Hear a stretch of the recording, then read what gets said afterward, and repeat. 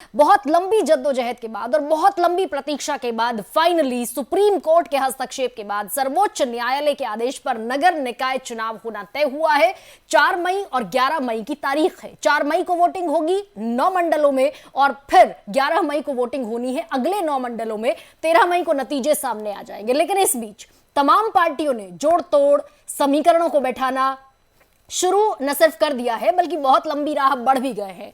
योगी आदित्यनाथ जो सूबे के मुखिया हैं, उनकी साख न सिर्फ उनकी साख दांव पर है बल्कि बीजेपी के कैबिनेट मंत्रियों की, बीजेपी के सांसदों की, बीजेपी के विधायकों की साख दांव पर है। और विपक्षी पार्टियों का तो अस्तित्व टिका है नगर निकाय के चुनाव पर कि कैसा करेंगे, बढ़िया करेंगे तो टिक पाएंगे, नहीं तो सत्ता से, न सिर्फ सत्ता से बल्कि राजनीति के कैनवस से भी बाहर जाने का जोखिम रहेगा। आज पहले चरण के चुनाव का चुनाव प्रचार खत्म हो गया है। इसके अलावा कुछ और सत्य इस रिपोर्ट में।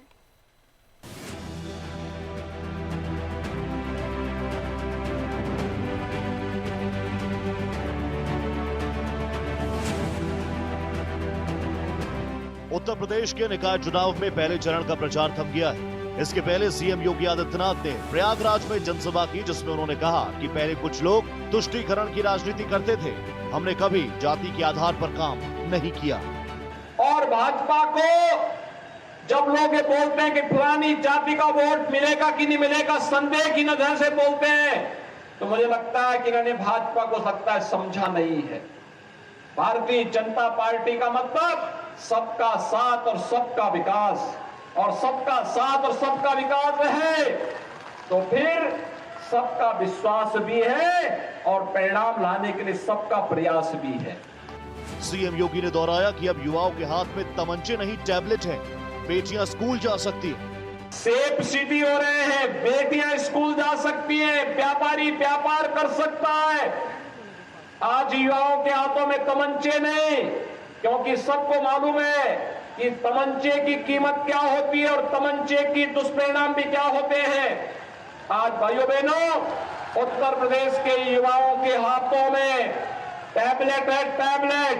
2 करोड़ युवाओं को हम लोग उत्तर प्रदेश में टैबलेट दे रहे हैं। ये टैबलेट उसके टैलेंट को टेक्नोलॉजी और ट्रेनिंग के साथ जोड़ करके उसकी प्रतिभा का लाभ उत्तर प्रदेश के लिए लेने की पूरी व्यवस्था की गई है। देश उसका लाभ ले ले। योगी ने कहा कि प्रकृति ना किसी पर अत्याचार करती है ना सहती है, सबका हिसाब बराबर कर देती है। जहां पर अन्याय अत्याचार से पीड़ित मानवता करके न्याय की शरण में ला करके न्याय प्राप्त करने के विलासा से आता है, कुछ लोगों ने उस प्रयागराज की धरती को अन्याय और अत्याचार का शिकार बना दिया था, पापाचार का शिकार बना दिया था। लेकिन यह प्रकृति न किसी पर अत्याचार करती है और न किसी के अत्याचार को स्वीकार ही करती है, सबका हिसाब बराबर करके रख देती है। एक तरफ बीजेपी का प्रचार अभियान जोरों शोरों से चल रहा है, तो दूसरी तरफ बीजेपी बगावत कर निर्दलीय चुनाव लड़ने वालों पर सख्त रुख अपना रही है। पहले चरण में हर जिले से बागियों की सूची मंगाई गई, जिस पर कार्रवाई करते हुए करीब 500 कार्यकर्ताओं को पार्टी से निष्कासित कर दिया गया।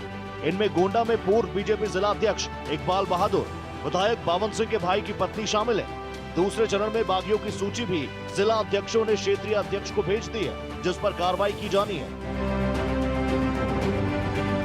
प्रयागराज से अभिषेक पांडे के साथ विक्रम सिंह राठौर, लखनऊ, भारत एक्सप्रेस।